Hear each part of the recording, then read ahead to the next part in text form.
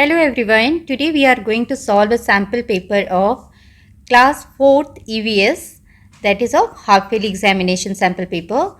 आपका जो half yearly examination का सैम्पल पेपर है क्लास 4 का EVS का, जिसे आप TWAU भी बोलते हैं, ये 40 मार्क्स का है। तो सबसे पहले इसकी कॉम्पिटेंसीज देख लेते हैं। पहला है आपका observation and reporting, that is of 10 marks, identification and classification 15 marks, discovery of facts 15 marks and total 40 marks. तो इसमें सबसे पहले जो ऑब्जर्वेशन एंड रिपोर्टिंग, ये जो कॉम्पिटेंसी है, ये मोस्टली आपकी पिक्चर बेस्ड होती है।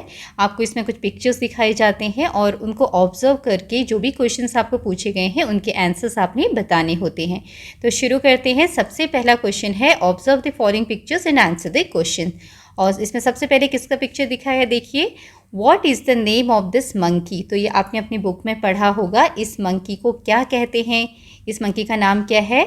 स्पेक्टिकल मंकी, क्योंकि इसका जो फेस चेहरा है वो कैसा लगता है, जैसे कि इसने चश्मे पहने हुए हो आँखों में।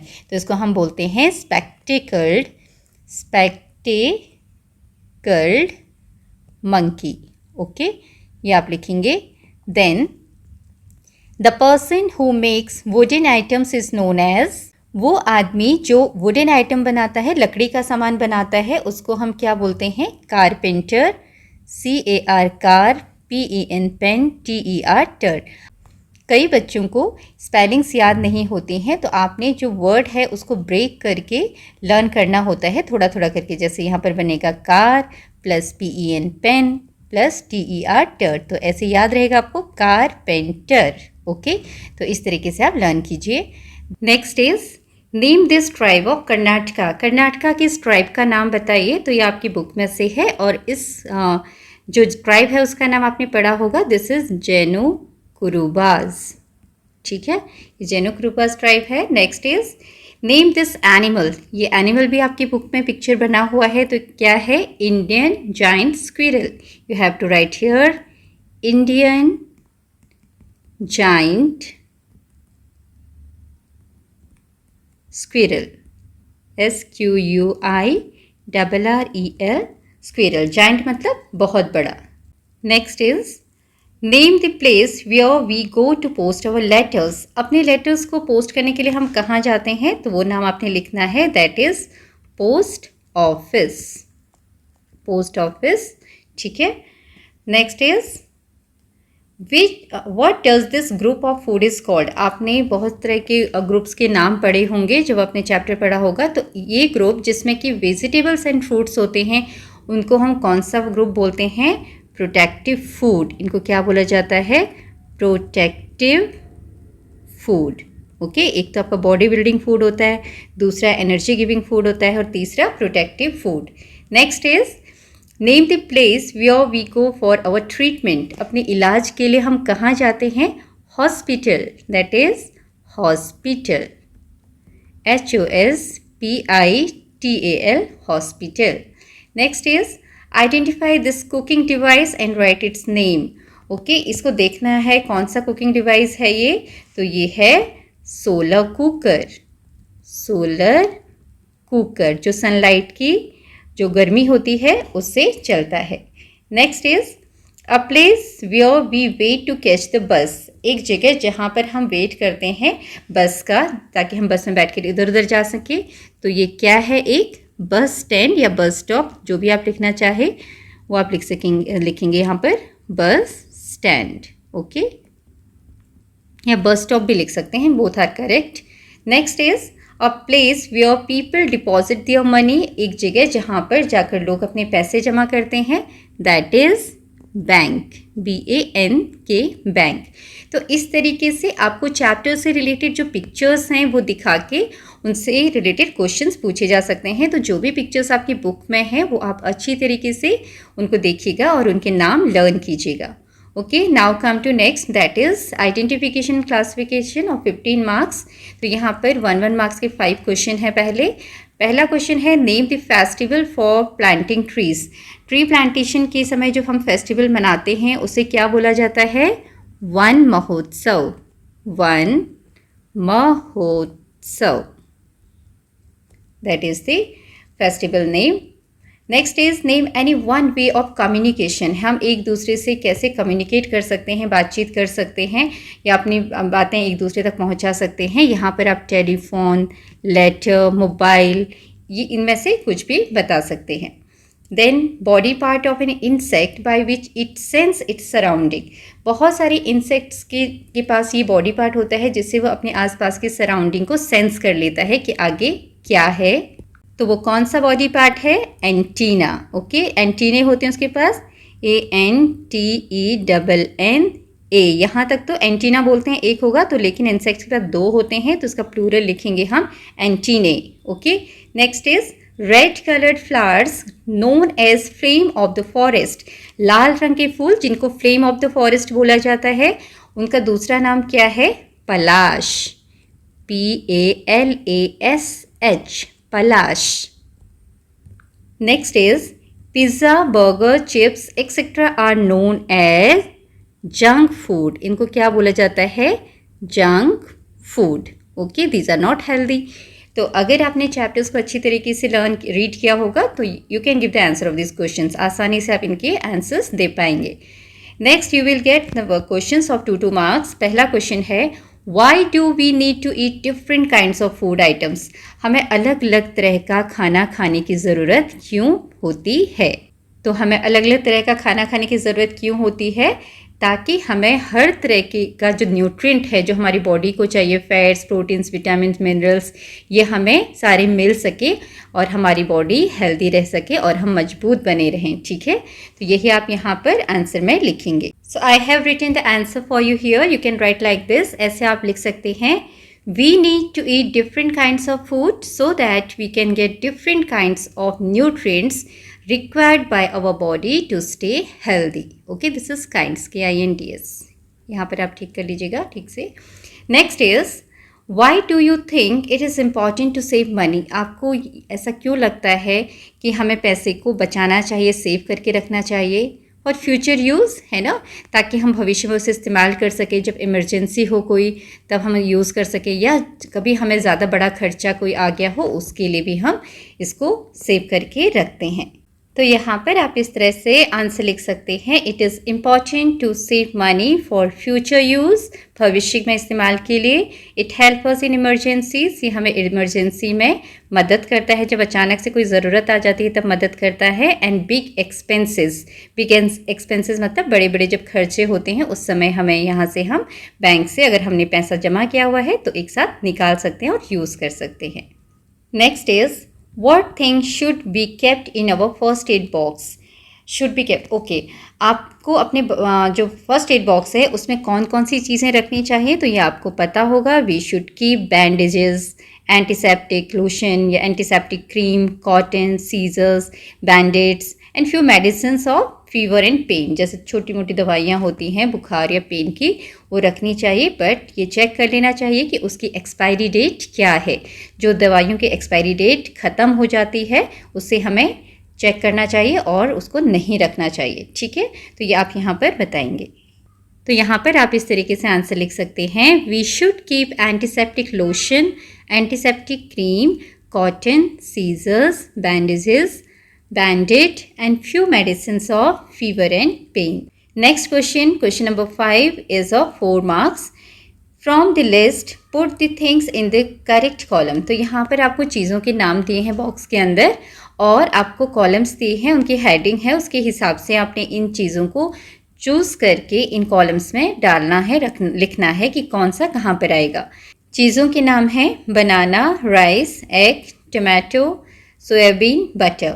तो बॉडी बिल्डिंग फूड हेडिंग है, energy giving food and protective food. तो बॉडी बिल्डिंग फूड कौन से होते हैं? जिनमें प्रोटीन्स होता है।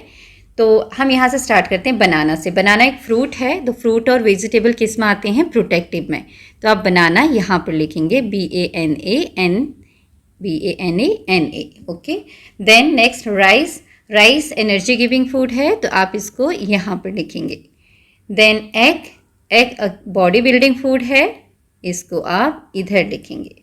देन टमाटो अगेन वेजिटेबल है तो ये कहाँ पर आएगा? Protective, tomato. Okay, soybean, soybean body building food है, इससे प्रोटीन मिलता है तो आप ये इसको सोयाबीन को यहाँ पर लिखेंगे बॉडी बिल्डिंग फूड के नीचे। एंड देन बटर, बटर से एनर्जी मिलती है, this is energy giving food. Okay, next एक क्वेश्चन दिया है साथ में ही, which of the above food groups protect us from diseases. Okay, इन तीनों ग्रुप में से कौन सा ग्रुप है जो हमें डिजीजेस से बचाता है, बीमारियों से बचाता है। तो यहाँ प्रोटेक्ट वर्ड दिया हुआ है, तो देखो इसी से आप अंदाज़ा लगा सकते हैं प्रोटेक्ट कौन करता है हमें, प्रोटेक्टिव फूड। बीमारियों से हमें प्रोटेक्टिव फूड जो है वो बचाता है। तो आप यहाँ पर प्रोटेक्टिव फूड नोट करेंगे, ठीक है, लिखेंगे। कभी कभी ना आपके क्वेश्चंस के आंसर्स आपको क्वेश्चन पेपर में ही मिल जाते हैं। अगर आप क्वेश्चन पेपर को ध्यान से देखोगे तो आपको कुछ ना कुछ क्वेश्चंस के आंसर उसमें मिल जाएंगे। तो अपना क्वेश्चन पेपर बहुत ध्यान से पढ़िएगा, देखिएगा, ठीक है। Next is discovery of facts. यहाँ पर सबसे पहले फिल अप द ब्लैंक्स हैं 5 मार्क्स के। The full form of ATM is automated teller machine, automated teller machine, ये तो सभी को पता होगा। Then next is an dash has long trunk to take food and water. तो यहाँ पर किसकी लॉन्ग ट्रंक होती है फूड और पानी को, और ये खाने को और पानी को पीने के लिए, तो वो तो एक ही एनिमल है, एलिफेंट। ट्रंक से ही समझ में आ गया होगा आपको। Next is the spectacled monkey is the state animal of. ये कहाँ का स्टेट एनिमल है, त्रिपुरा, त्रिपुरा। तो स्पेक्टिकल मंकी त्रिपुरा का स्टेट एनिमल है। Birds have dash and clause which help them in eating. Birds के पास पंजे होते हैं और क्या होता है जो उनकी हेल्प करता है खाने में कोई भी चीज़, दैट इज बीक, चोंच। चिड़िया किससे खाती है, बीक से और अपने पंजों से पकड़कर, ठीक है। Dash are small patches of forest protected by local people. ये छोटे छोटे पैच होते हैं, एरिया होते हैं फॉरेस्ट के, ठीक है, जहाँ जिनको कि जो वहाँ रहने वाले लोकल लोग हैं वो प्रोटेक्ट करते हैं। तो उनको क्या बोला जाता है, छोटे छोटे पैचेज होते हैं जो फॉरेस्ट के, उनको बोला जाता है sacred groups, SACRED, sacred groups. आपकी बुक में बहुत सारी चीज़ें इन्फॉर्मेशन के लिए दी होती हैं बॉक्सेस के अंदर, तो उसी में से ये लिया गया है। तो आप अपनी बुक्स के अंदर जो भी इंफॉर्मेटिव चीज़ें दी है उनको भी अच्छे से लर्न कीजिएगा। Okay, now the next question is question number 2, what are the things that we use from nature in our daily life.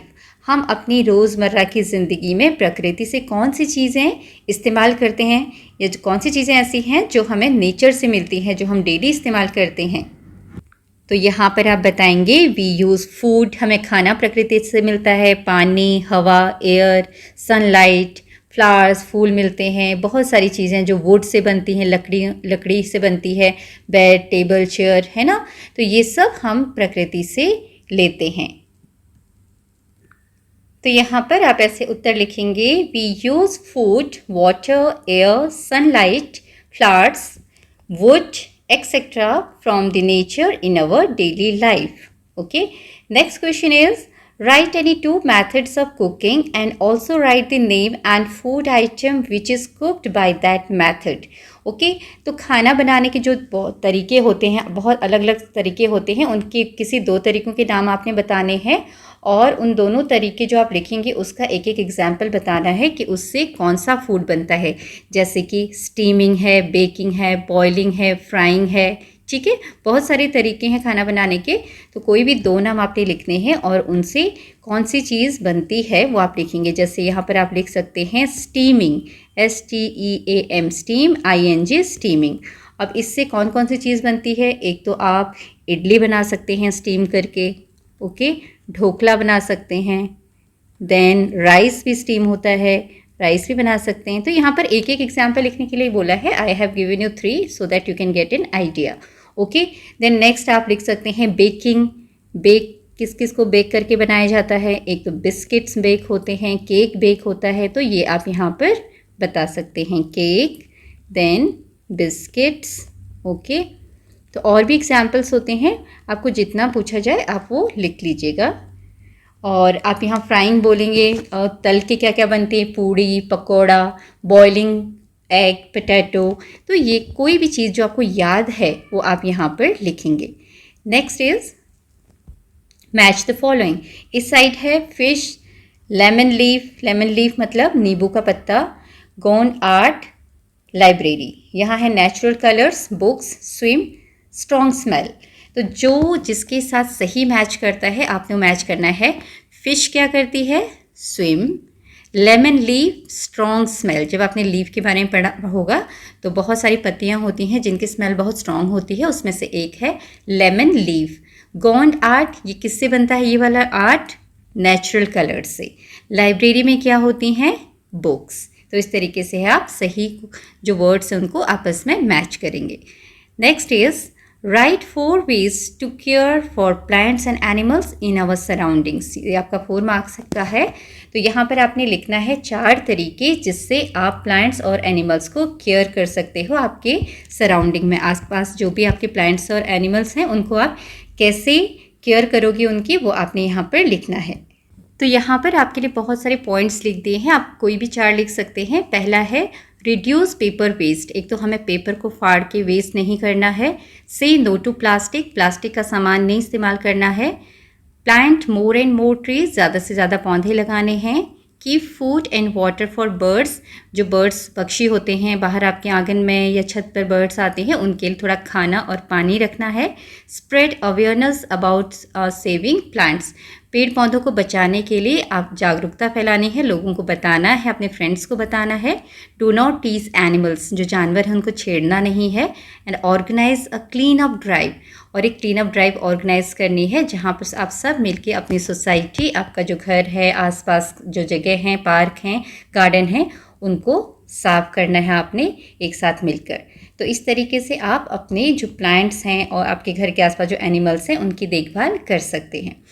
तो यहाँ पर ये आपका पेपर जो सैम्पल पेपर है वो कंप्लीट होता है। आई होप इसे देखकर आपको समझ में आया होगा आप किस तरीके से तैयारी आपने करनी है, और इस पेपर को देखकर डेफिनेटली आपको हेल्प मिलेगी।